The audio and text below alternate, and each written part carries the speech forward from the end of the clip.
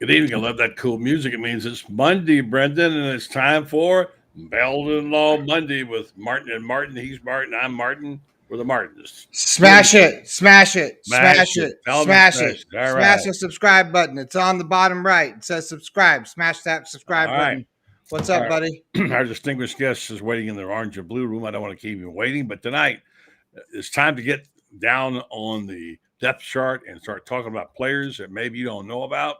And we got two really good guys, actually three tonight, leading off with number 9 himself, Shane Mathews. We'll talk about the quarterback that very few people know about, who's the backup. We'll talk about him. Graham Hall will be on with us later on. Graham Hall's on tonight. Absolutely. And then Franz Beard. So we got a big show for you tonight. Let's get right to it, Brendan. Got the open ready to go. Let's do it. Any second. It's going to happen. I swear to God. Try it again. Push it again. There it goes. Here it goes. No, hold on. Here it goes. Just kidding. Go. It's time again for Buddy Martin. Call him up and tell him what you're thinking. But be kind because he's doing the best he can. Better, stronger, faster. Mama says that alligators are ornery because they got all them teeth but no toothbrush. Hey, what if the voice calls while you're gone? Take a message. Bye. You ready, champ? I'm ready for this my whole life. I'm incapable of small talk. But that's why you love me, right? Kind of intimidating to be in the presence of so many great athletes.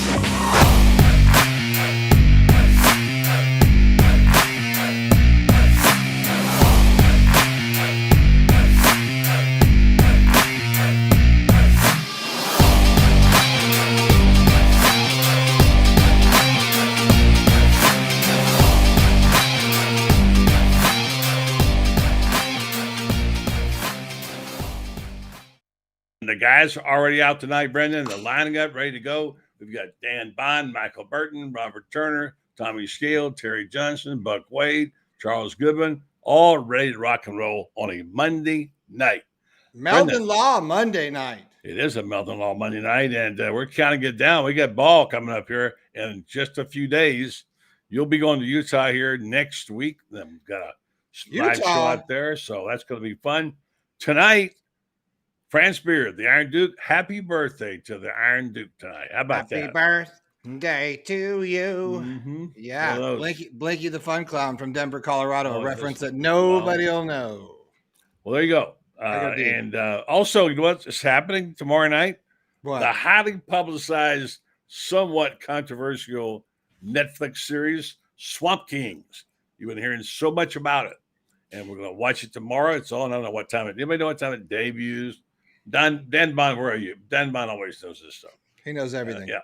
So, that's going to happen. And Urban Meyer, who will be very much the center of that, will be on our show on Friday, our first preview of our best Fridays in football with Urban Meyer. So he'll join us. It's going to be a good week, and looking forward to the Swamp Kings. Brendan, what do you think it'll be? A hit you job? Like my shirt? You like my shirt? It's Urban Meyer when Swamp Kings comes out. Don't be talking about my friend like that. See that? My Simpsons shirt. Yeah, I'm excited. I'm gonna watch it. I don't know. It's on in the morning. It's Netflix, so it's not like they have a premiere time. I think probably Blaylock's all over it. We'll find out like 9 o'clock in the morning or something like that. So I'll be watching it. I'm ready. Yep. Hey, Brendan, we got to go get our friend, but I want to say a special shout out to some friends of mine that we connected. It's 3 of them, matter of fact. One's up in Panama City. The Fords. Want to say hello to them up there. My friends here in Ocala. Nell Lusher, her sister Jean Buffington, all former Ocala Wildcats, I might say, just so you know that. So Leather Helmet Club. Oh, these are ladies that are not that old, okay. so don't insult them by saying that. But no, they're good I would friends. never. And let's say hello to them. Let's go get Shane. Shane's got lots of stuff to talk about here. We'll waste this time. Well, sorry, There he's he a busy is. man. Sorry about that, Shane. We got a little lost there in ourselves. But good to see you. Great show this morning. I loved it. I listened to you break it down and talk about the depth chart, the QB that nobody really knows much about.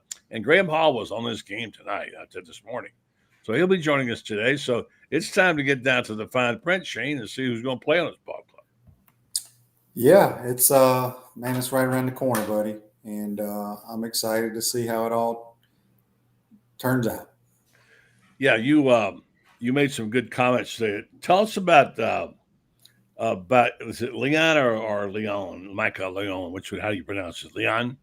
Leon, I believe. Yeah. His uncle, the late Tony Leon, was a safety in the late 80s. He was a senior when I was a true freshman, kind of backed up Lewis Oliver and that crew. But I know when Micah was wanting to be a quarterback, he called me wanting to know if I wanted to train him. I'm like, I train him, but I ain't driving down to West Palm Beach area to train him. And so I put him in touch with Eric Kresser, who does a really good job with quarterbacks. Micah's very fundamentally sound. You know, I think he's going to be a 7th-year senior. He's bounced around. 7th year, wow. 7th year. So, yeah, I've been in the league like 4 years already, but at his age right now, the NFL. So, look, he's a big kid. He throws the ball really well. I think he will be the backup. How did he, besides injuries, we know that, all of a sudden comes out of, this reminds me of another quarterback who played in 1990. Oh, wait, that was you. Oh, wait. Came out of the shadows, and all of a sudden now he's backing up and one heartbeat away from starting for the Gators. Well, we're just assuming that. I mean, you know, Max Brown's still in the mix. Jack Miller, I don't think he'll be playing anytime soon. Bursitis, is that what it is? I don't know what it is. He's been injury prone, has some, you know, he's got some issues with his throwing shoulder. So he definitely won't be traveling to Utah, I wouldn't think. So I would think it would be those 3 quarterbacks going, and I would think Leon would be the backup. I know you and Graham were talking about the front 7, which is your favorite subject every time I talk to you. Probably on your show again tomorrow morning about the front 7. That's a great point. And I thought Graham had some interesting things to say about, you know, who was shining, who wasn't, the depth issues, the injuries, et cetera, et cetera. You even kind of act like you were kind of enthused about this front 7. Well, the front 7 has been a huge, huge weakness the last 3 or 4 years. I mean, it hasn't been SEC caliber.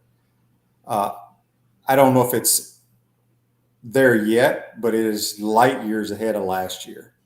I love the defensive tackles they brought in.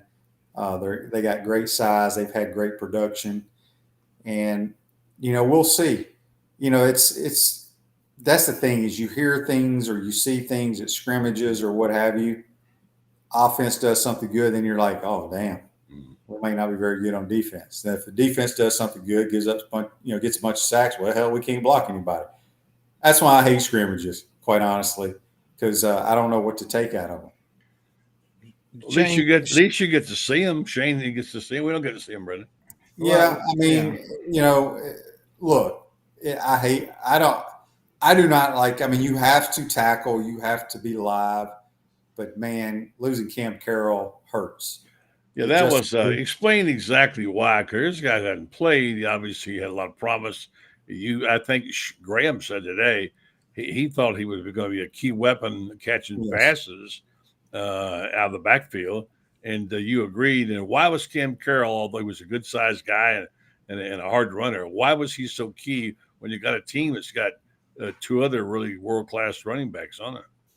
Well, hell, he had a great career at Tulane. And, I mean, Billy and his staff went and got him. This guy was going to play a lot.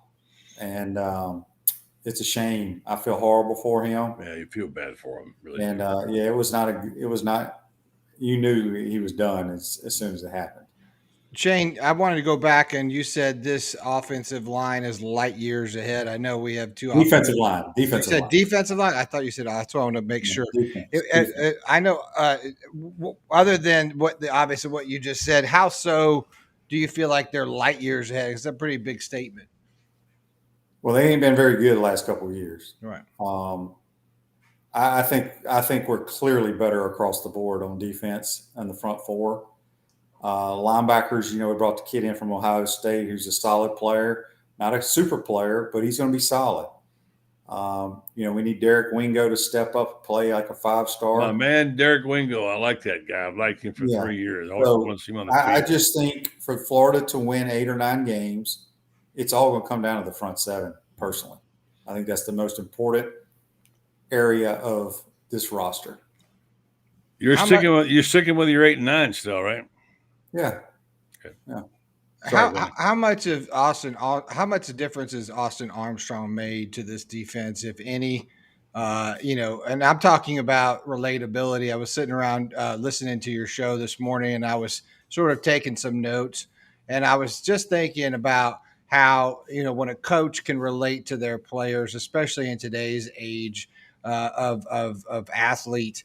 What does that make a difference to these guys? I had a YouTube short the other day where watching some of the defensive line break down and start dancing and having a good time, but not like overtly done.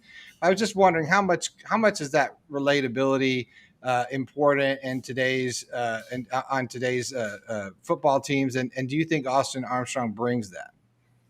Yeah, he just turned 30, and the guy's coached at Alabama and Georgia. Was in charge of the defense, I think, at Southern Miss. So he's been around 2 of the greatest defensive minds in college football. And he reminds me of his mannerisms and the way he looks and acts at practice reminds me a lot of Kirby. Now, we won't know until we go play an opponent. Like I said, you can only take so much out of scrimmages and practices. Got to go play somebody else. But I think his enthusiasm, I think they're going to be aggressive. So get ready, buddy. When we give up some deep balls, people are going to be bitching, complaining because we're playing press coverage. I like it. I do. And we're going to do this. We got a bunch of people want to ask questions of you. We got to get a little business in here and pay for this. If you could queue up that Melton spot, and Shane, we get back, we're going to answer for the 5,000th time the altitude question, which we keep getting asked. You keep getting asked. Brenda knows a lot about it. I lived out in it for a while. Let's talk about the altitude one. Let's put it to rest, okay? And then Georgia finally named the starters today. We'll see how good he's going to be, because remember, it's not just how good the Gators will be, but their opposition too. So now we'll see what Carson Beck's about. Brendan, roll that spot. We'll come back. We'll get Shane. Okay, so a lot of people see you on there. They think, who is Jeffrey Melton and what does he do exactly? So let me explain if I needed to. Let me have you explain and answer those questions.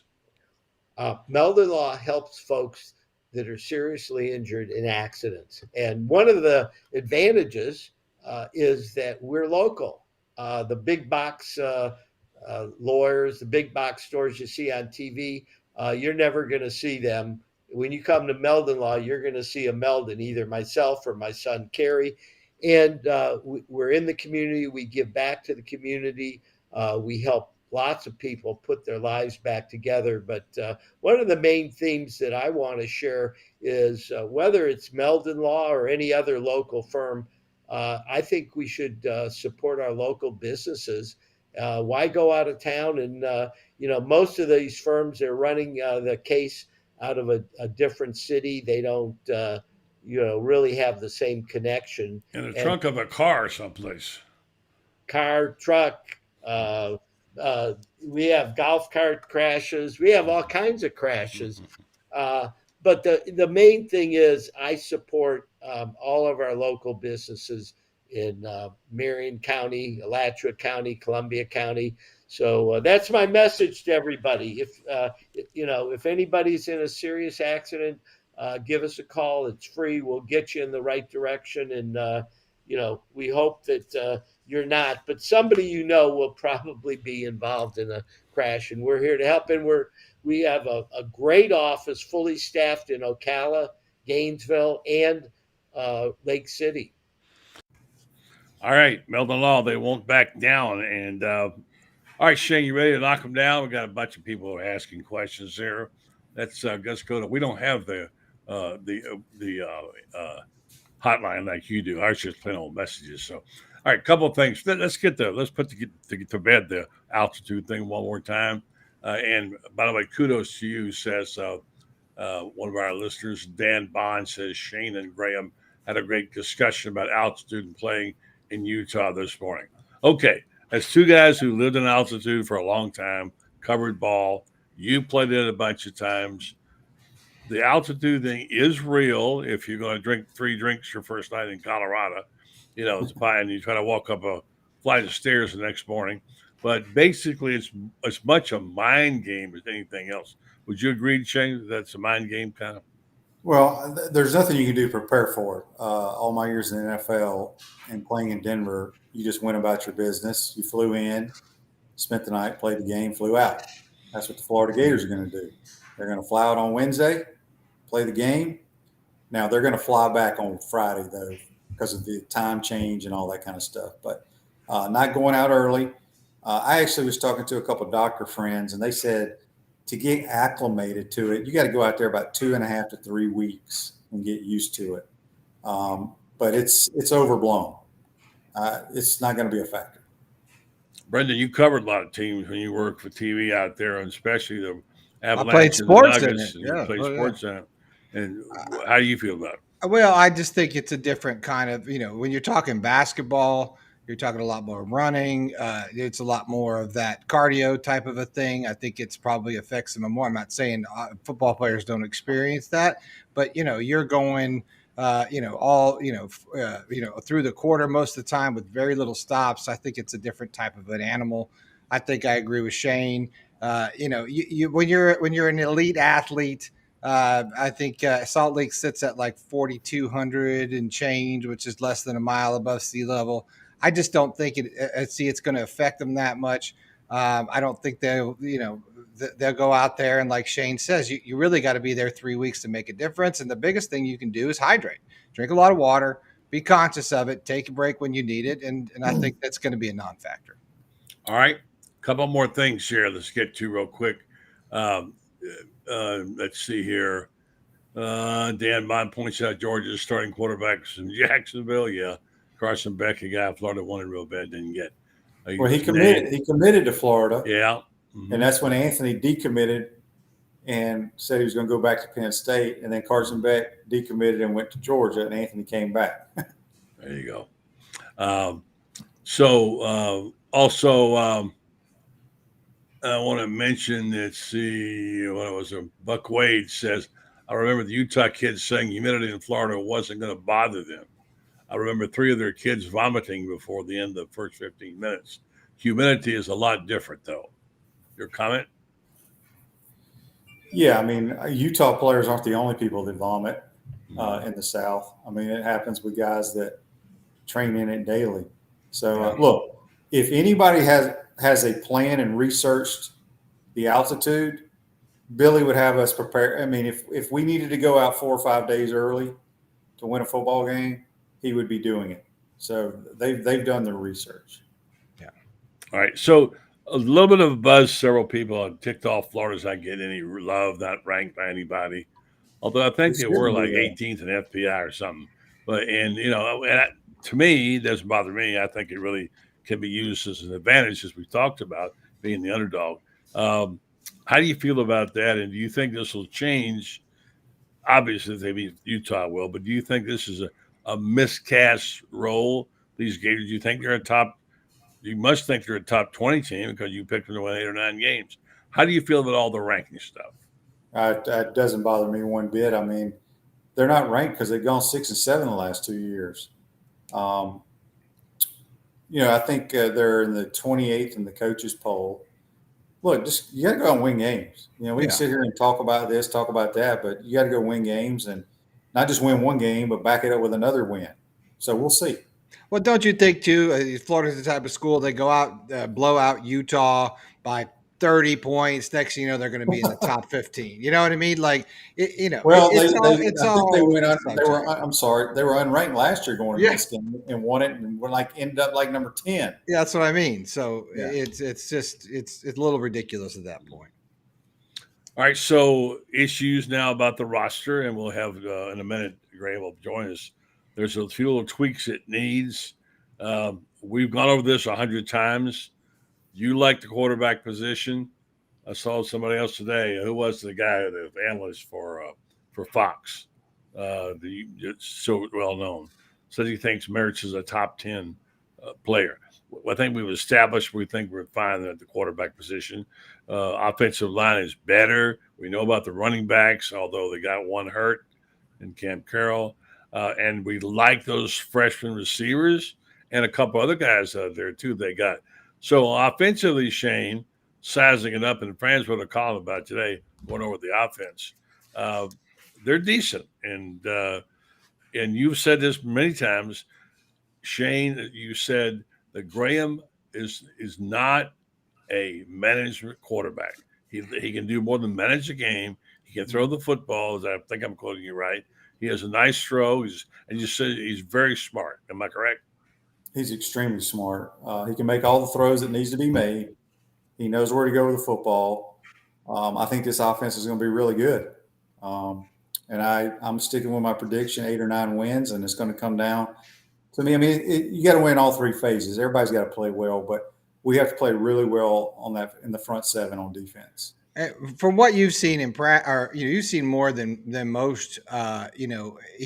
You say he looks fairly poised and comfortable in this offense. In his press conference the other day, he says he really likes playing in this offense. How much does that matter for a quarterback? Excuse me. I know it's sort of the obvious question, but how much is that?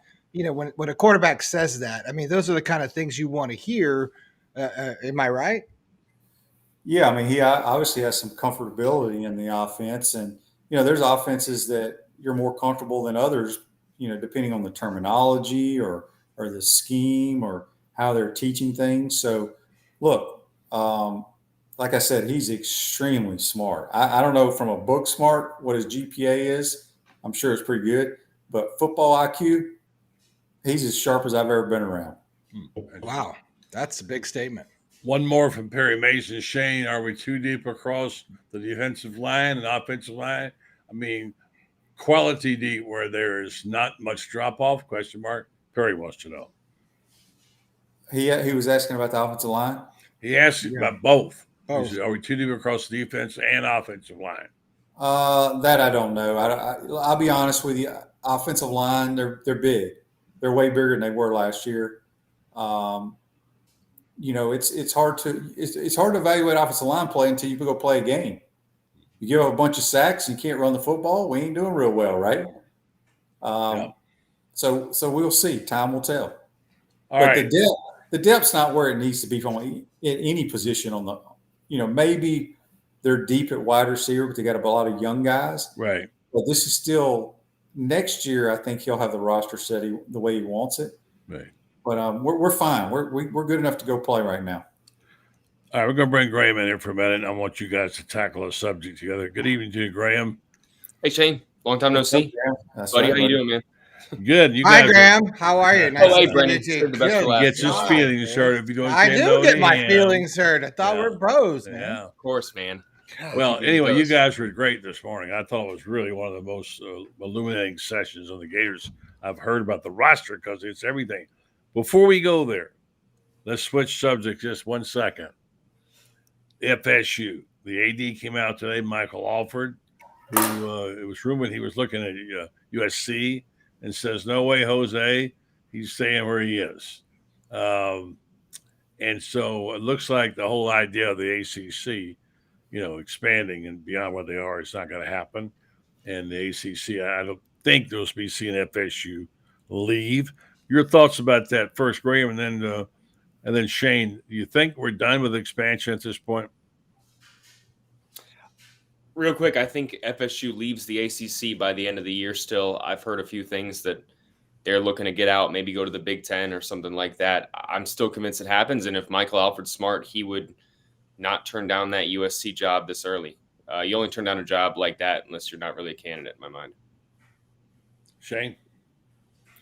I'll be honest with you, buddy. I ain't followed it. Don't care what the hell FSU does. Okay. All right. That's the better answer. That's Shane's new mantra. I don't care. I don't care. Yeah, I don't watch it. I don't go. I don't care. Let's worry about what we can do. Now, remember one thing. Shane, when you're on the game with your buddy calling the games and doing color, when he says to you, "What happened on that play?" You can't say, "I don't care." Well, I don't do that because I'm actually watching it. I'm watching and I don't really care what Florida State does. All right, tell me about this roster. You guys had some great comments this morning. Shane and I talked about Leon and how he's kind of come out of nowhere a little bit. You had some good things to say about it too.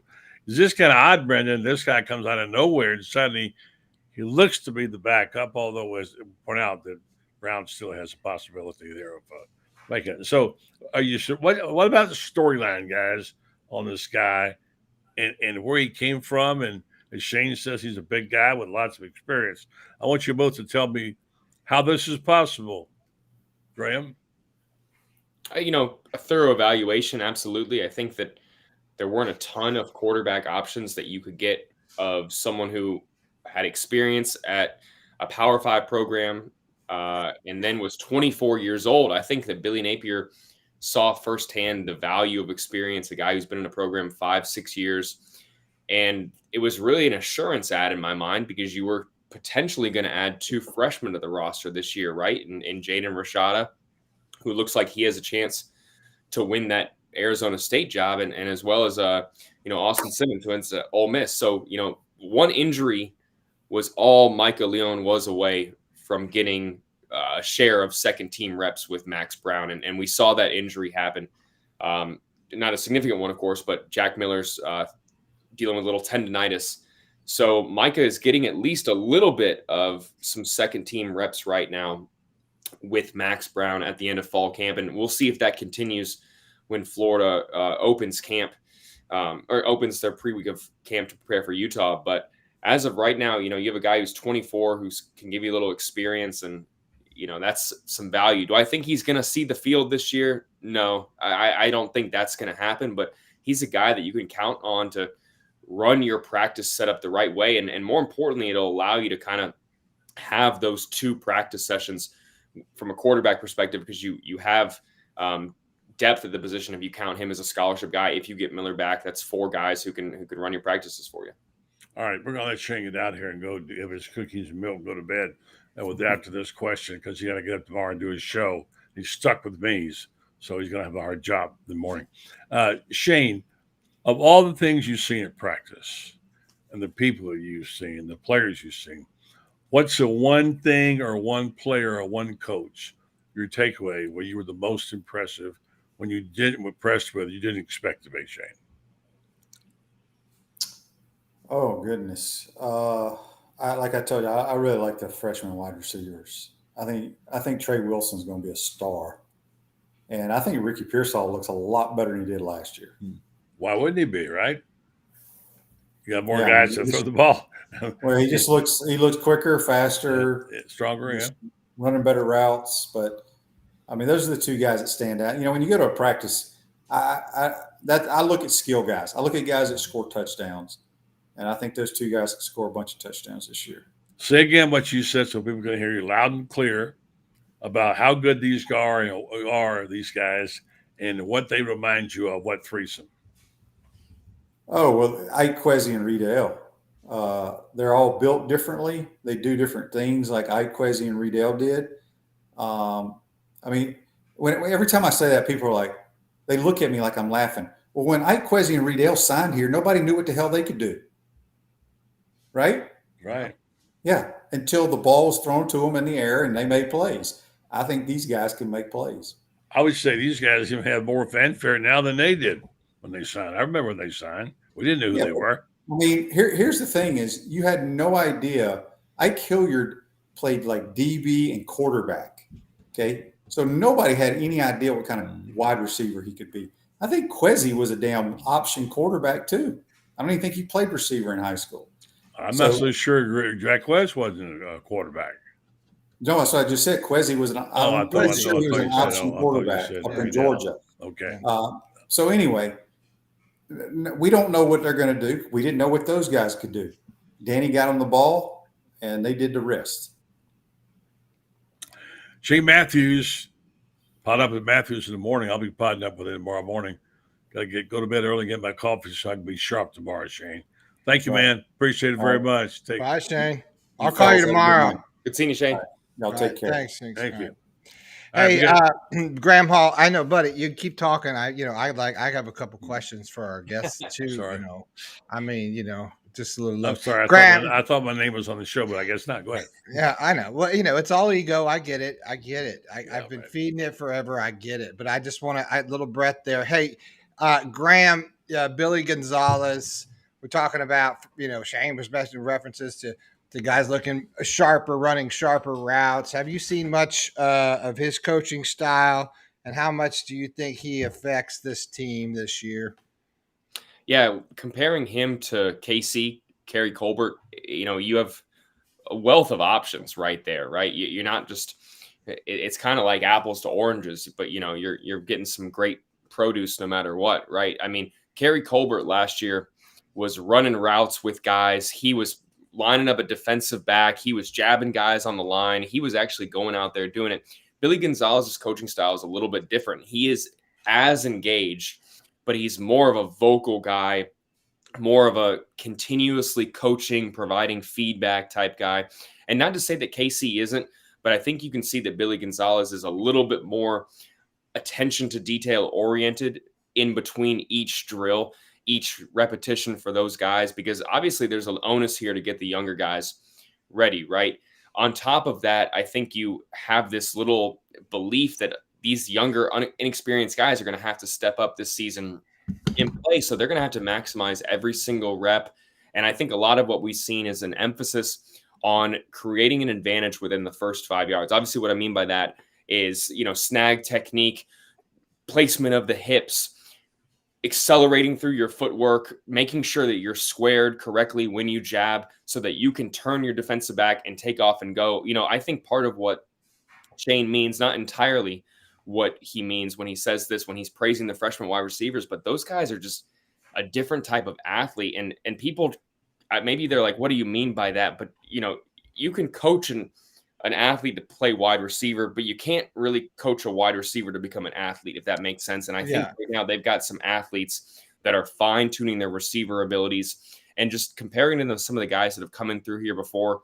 They just have some speed that is just, we haven't seen really before. Between Aiden Mizell, Andy Jean, and Eugene Wilson, all have incredible athleticism, but maybe all have a different elite ability right now, so to speak. And so I think that that's going to make things a little bit interesting from a production standpoint to see how things shake out, because you got Ricky Pearsall coming back. You got Jaquavion Frazier's.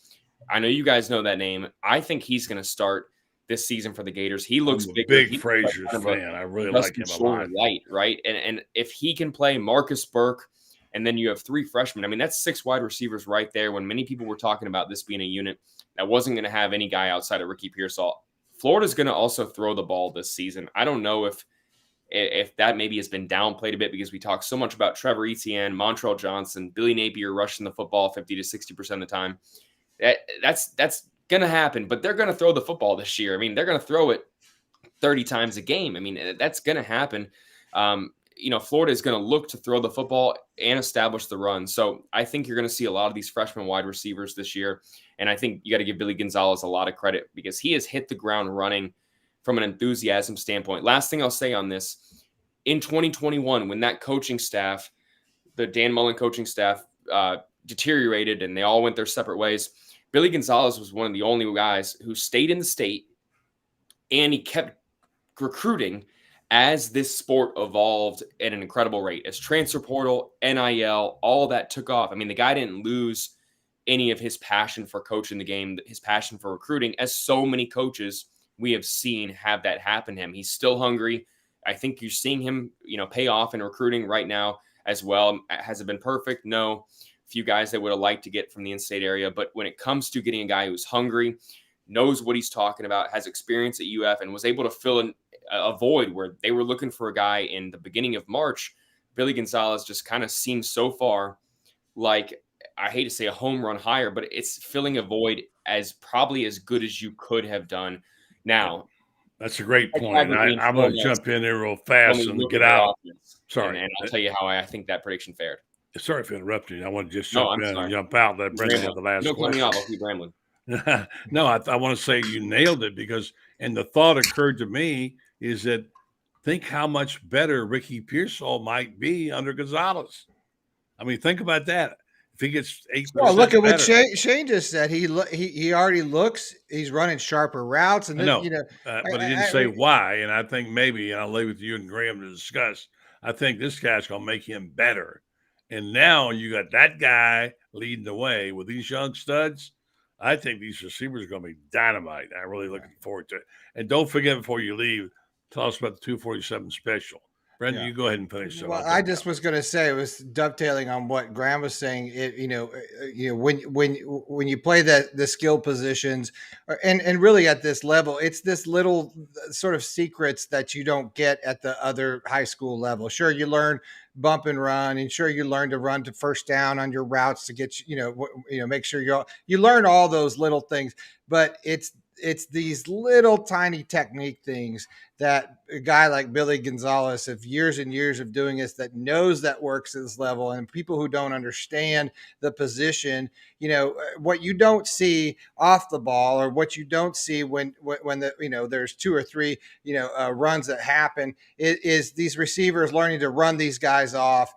So these cornerbacks and these safeties bite on these routes, and Graham, just kind of discuss, in a recruiting perspective, how that matters to a receiver or to a skill position, that they know that the coaches know these things, that they're going to learn these things to take them to that next level, to go to the NFL, because it's not like all this stuff is on YouTube. It really does come down to a great coach, don't you think? Absolutely. I think that a great position coach is hard to find because you have them for 1 year and then another program is scooping them up and upgrading them, right? I mean, you find a guy like Billy Gonzalez who, I don't know what his aspirations were necessarily when it came to becoming a head coach, but he seems like a perfect wide receivers coach, passionate about the position, always looking for ways to get better, intrigued by technique. And one thing that I've noticed about him, and now watching him for 2 different stints, is that he's someone who seems to find a way to relate individually to each wide receiver. And that, I just think, is attention to detail, right? I mean, you know how a guy is going to respond to coaching, because not every guy responds the exact same. Some guys are going to need to hear praise to keep pushing them, and some guys are going to need to be told a little bit what they're doing wrong. It all is about where guys are at in their development. Some guys are not ready to hear constant criticism because that is going to stifle their development, right? Especially today's age. Absolutely. And I hate to say a lot more feelers out there. Today's age, but part of that means is because they're counting on freshmen to play at a higher rate. It's not just, old man yelling at the sky. I'm not saying you're doing this, but so many people say, well, today's generation, can't take harder coaching. In today's generation, if they're going to play as freshmen in year 1, which so many more are being expected to do, I think right now, because of the transfer portal and with bringing guys in here and maybe not playing them, the possibility where they could go elsewhere, all these things, NIL, you name it, you have to be able to coach guys tough the right way from the jump, while making sure that they understand that you're just looking out for them. And that's a dynamic that maybe is a little bit different than it was 2 decades ago, but it shows, I think, the importance of underclassmen right now. You guys were talking about a guy, about Jacquez. I mean, how he was a former QB as well. That's Caleb Douglas. I mean, those are guys who have been coaching others at another position. The amount of wide receivers that you see that used to play the QB position, and defensive backs too, are just incredible right now. And I think that when you have guys like that who are receptive to coaching, know other positions, want to learn what other positions on the field are doing, or, trying to become 4-dimensional, like we say, they're receptive to expanding their knowledge, then you can really unlock their coaching potential. And I think that Billy Gonzalez has done a really good job at easing guys into that. But once they're there, he goes for them. And I think we've seen a lot of guys respond well in the last 6 months to his presence, because you're seeing, as Shane was saying, Ricky Pearsall's footwork. I was marveling at his route running the other day. It looks far and away improved from where it was last year. And it was impressive already last year. He looks stronger, faster, quicker. He looks more confident.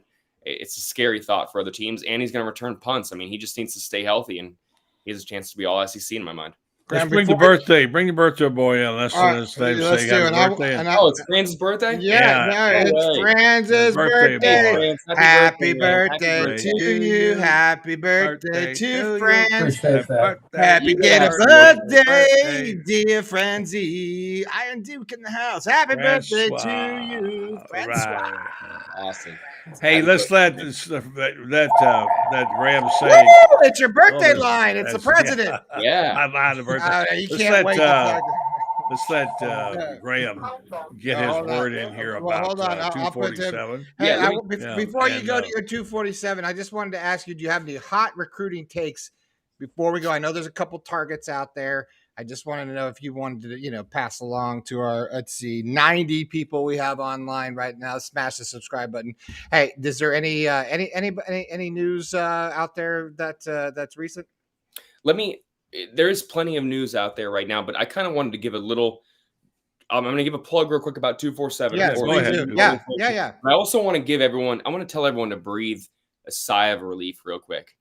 Collectively, the past decade, really. You head into the season, and we also have to talk a ton about recruiting, right?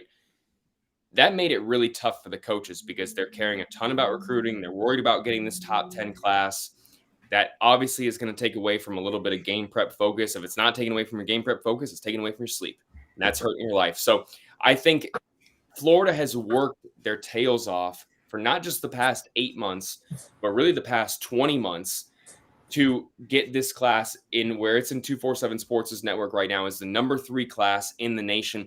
And that lets you have this thing called leverage where you can be choosy. You can pick and choose. You can turn players away. You can reserve these final spots for some of your top priority targets. I'm talking about LJ McCray, Xavier Mincy. You guys know who I'm talking about out there. There's some in-state wide receivers Florida's still looking at. A lot of talent out there. But Florida has a chance right now to really focus on the week-to-week, the current team, and really prioritize just the remaining guys. There was a line that we've heard for the last 8 months that Florida was telling players, if they wanted to join this class, they had to do it early. They had to do it in June, July, May, before spots got filled. And those premonitions came true with Florida now having a top 3 class, on pace to have a top 5 class. Florida can sit back a little bit, worry about the season a little more. They're still going to recruit.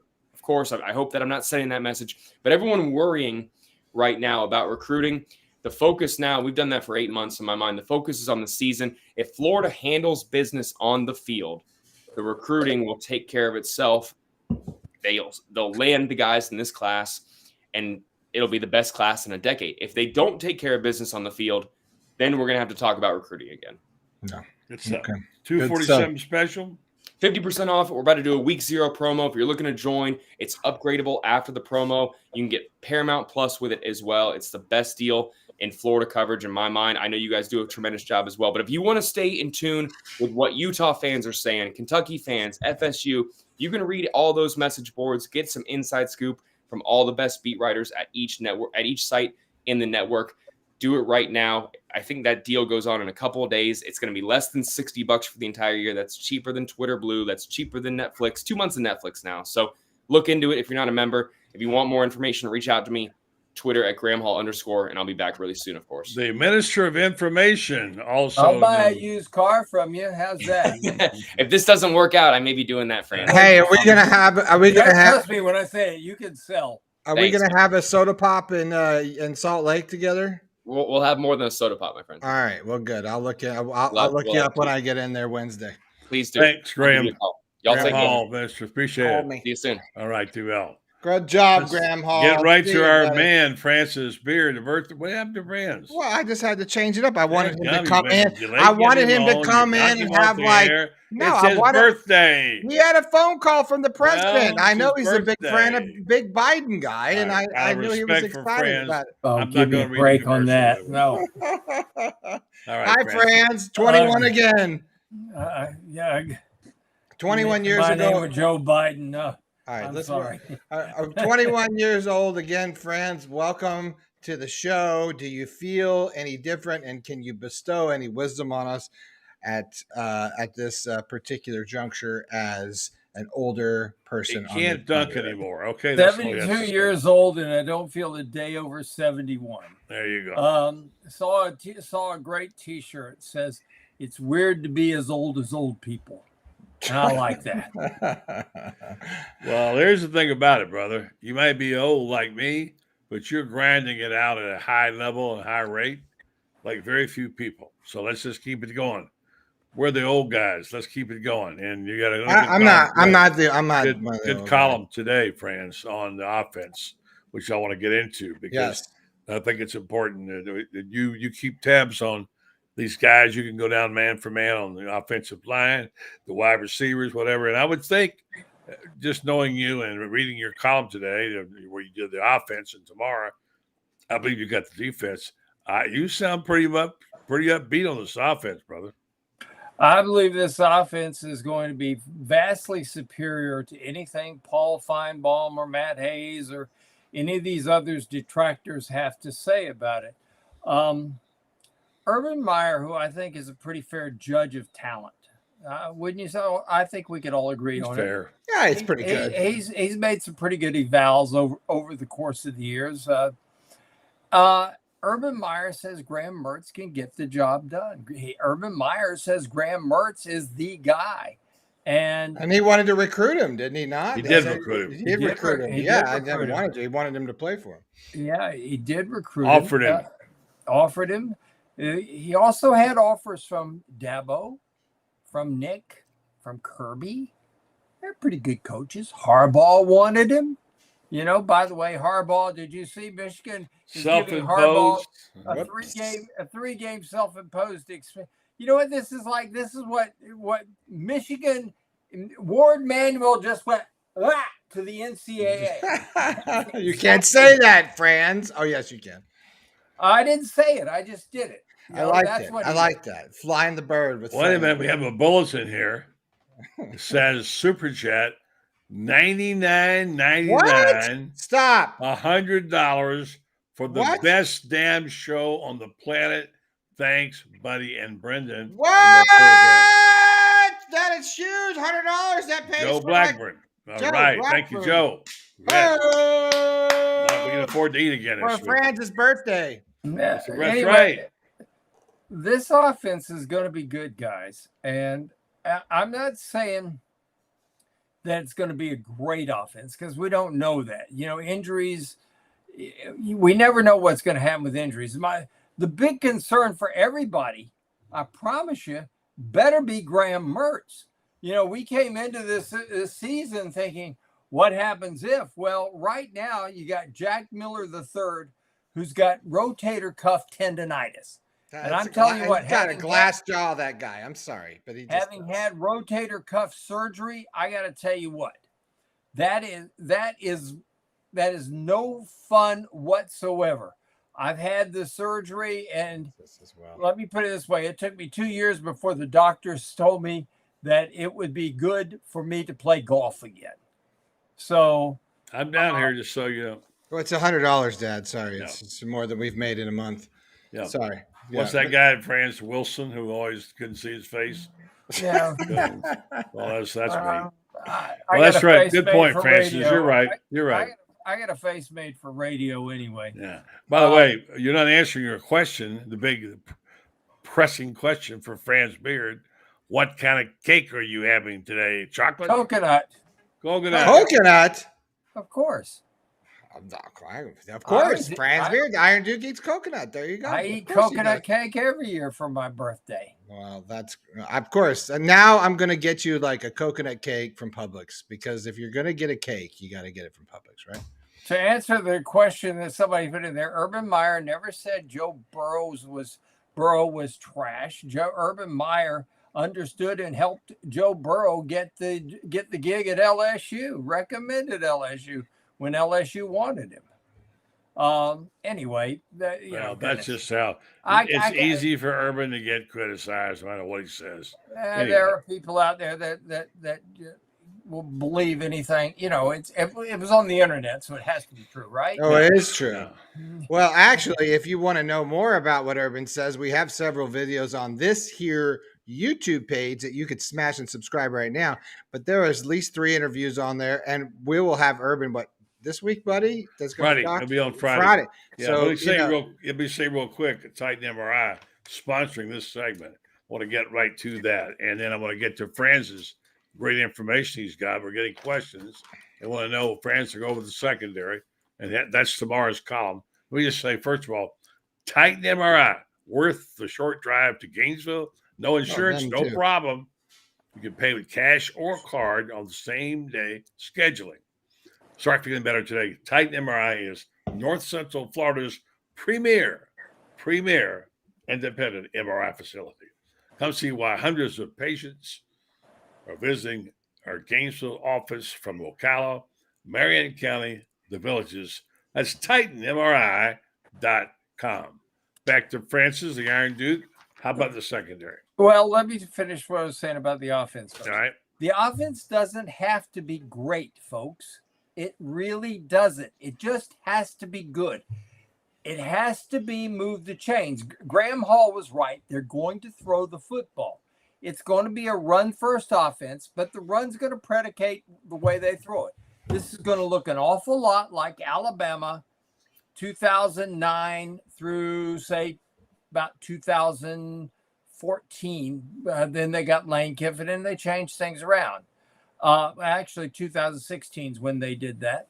But when they had Jake Coker, they still ran the ball 60% of the time, but they threw very effectively, and that's the name of the game offensively.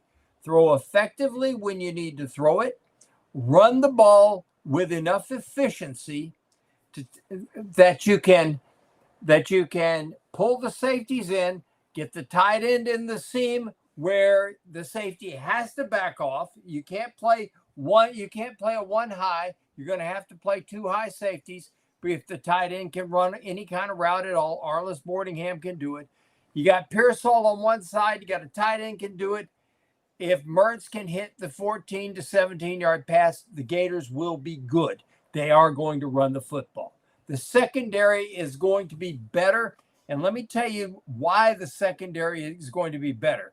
Caleb Banks, Cameron Jackson. Good article, by the way, Franz, that you wrote this week. They are defensive tackles. But last year, Florida got 0 in the way of any kind of push up the middle. And so everybody just doubled everything on the outside. There was nothing on the outside. 23 sacks. That's it. 23 sacks. Very, very bad. They went from 44 sacks the year before to 23. They had 44 sacks the year they went 6-7 under Mullins last year. So they just have that last year. And the reason was they had no push whatsoever up the middle. None at all. Now they're going to have the push. What does that mean? That means that these guys on the corner, they're only going to have to defend for 3.5 seconds as opposed to 4.5 seconds. A half second to a second extra when you are playing pass defense, when you're out there on an island by yourself, that extra half second, it's kind of like the same thing we were talking about last week with Billy Gonzalez. The difference between, as Shane and I were talking about when we were talking about Billy Gonzalez, 6.5 steps as opposed to 7 steps. With the 7th step, the receiver gets into the corner's chest.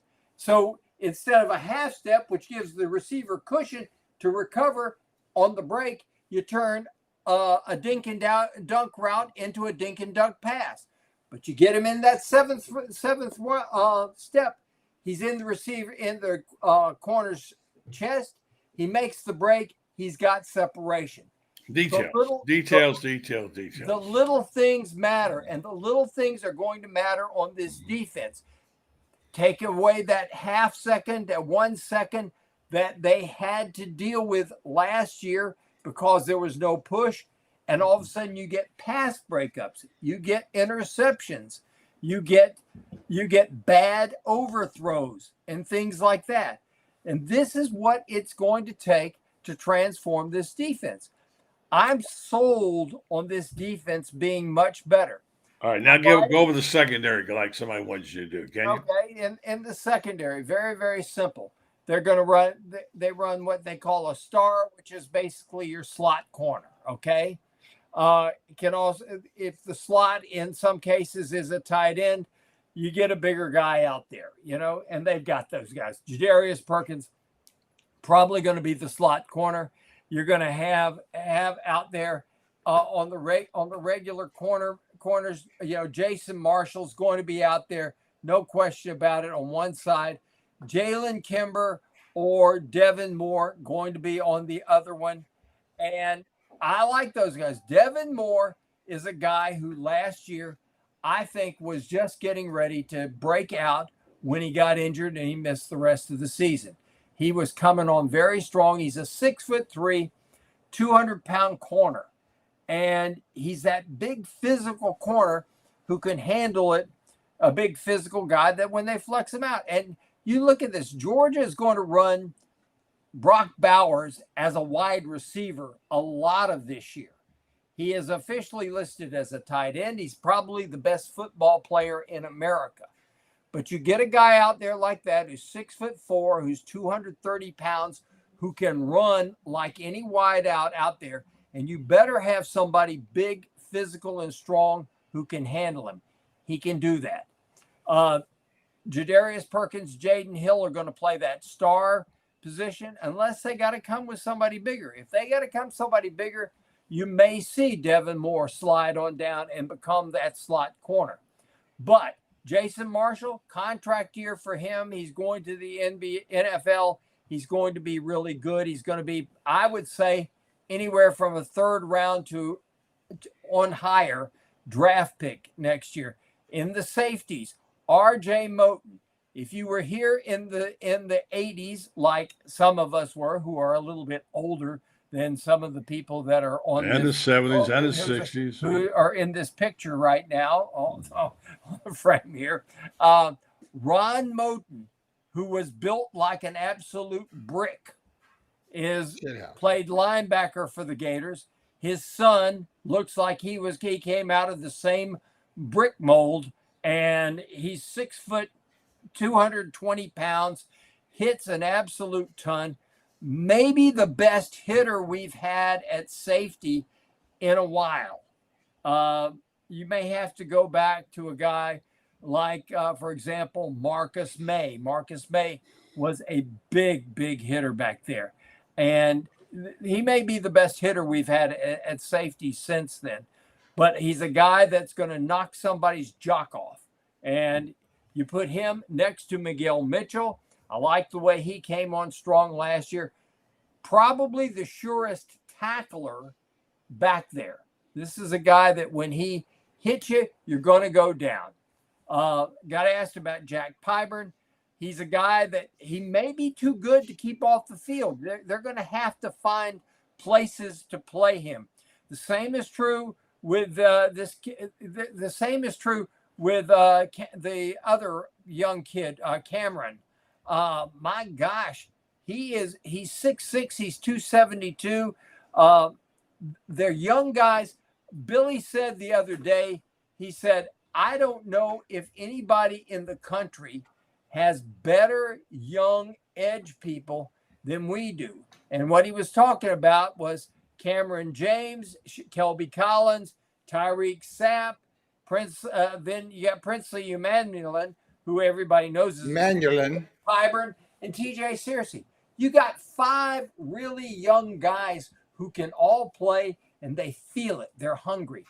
And guys, I gotta, I know I sound like I'm rambling, but no, it's your birthday. I'm really starting ramble on like Led Zeppelin, baby. I'm really starting to get excited about what this team is capable of doing. All right, right there. You get that. Pick it up there. You get to close it out. Your closing comments. You get to close the show. Capable is the key word. Capable means that if everybody stays healthy. Capable means if there are no discipline problems. Some people may say that means stars and planets have to align. But here's the deal, guys. You go through a season, you got to have some luck.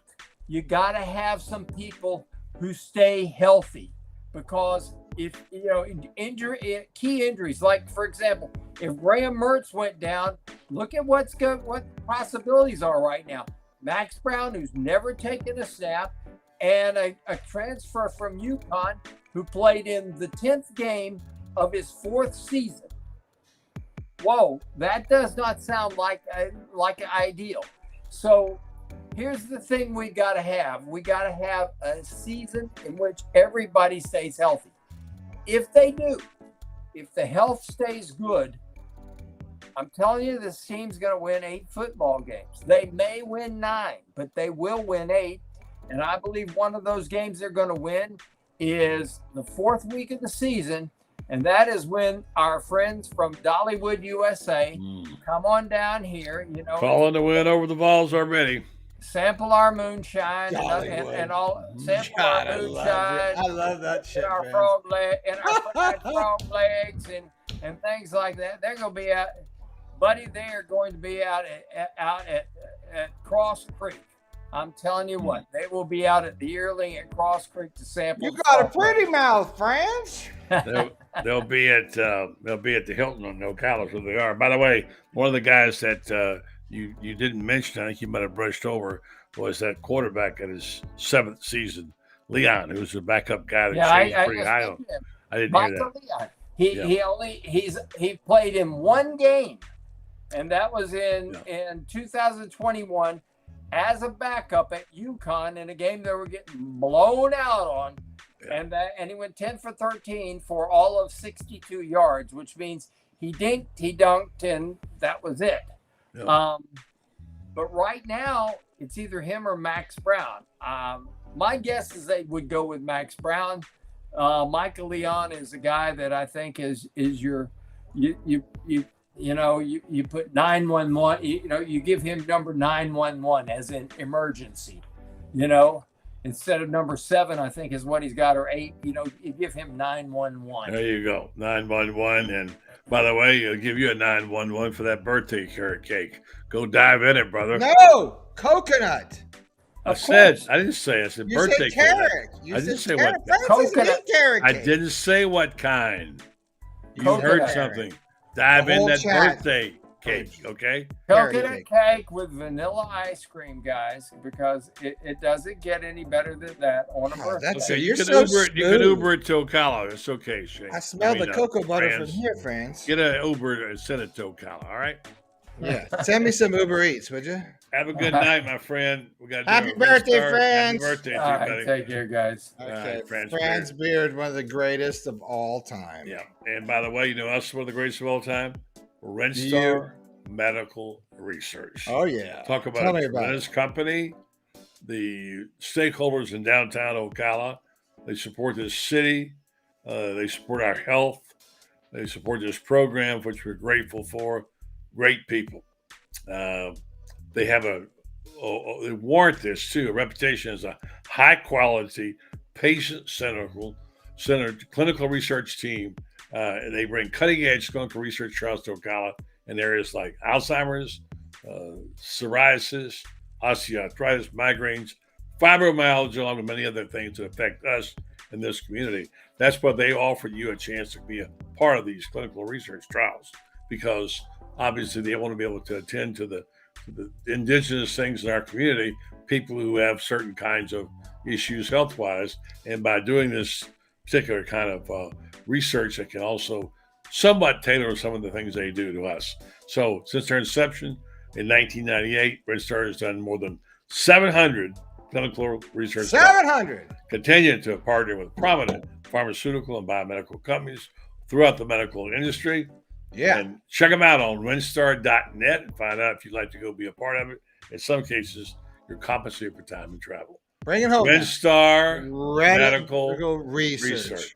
Seeking tomorrow's answers to the health questions of today.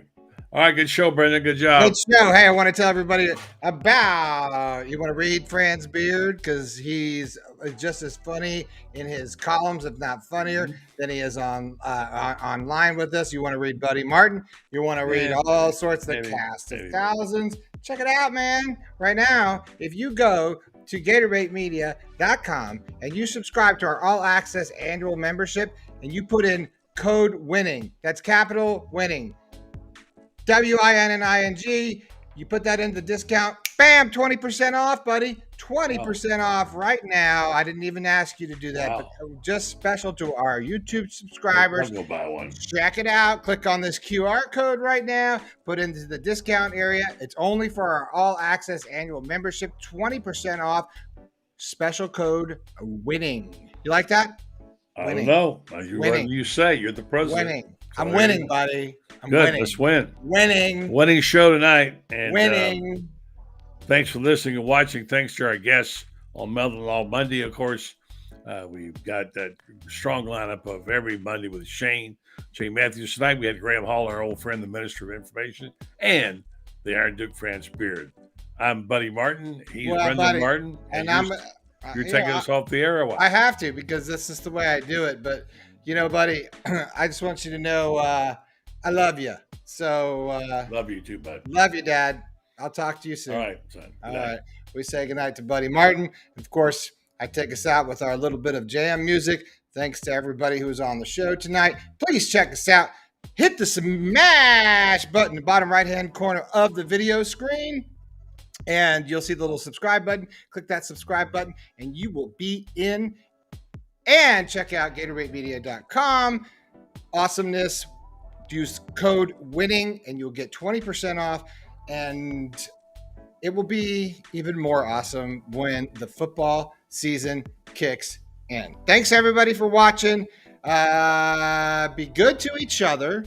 And be nice because there's a lot of that going on right now. And as I always say, especially when I'm looking for the close of the show, go Gators.